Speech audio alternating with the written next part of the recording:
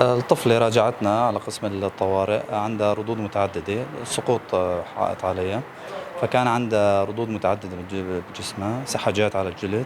كان عندها رد على الرأس، تم إجراء الفحوصات اللازمة من سي تي للدماغ، سي تي للعمود الفقري، كان عندها ردود يعني ارتجاج دماغ بسيط،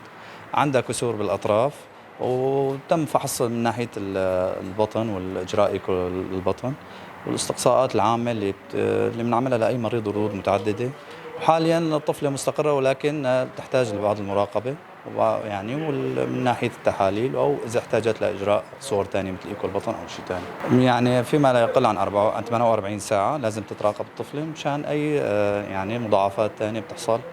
ما أحسننا نشوفها أثناء التصاوير الحديثة أثناء وجود المريضة بالطوارئ فورا.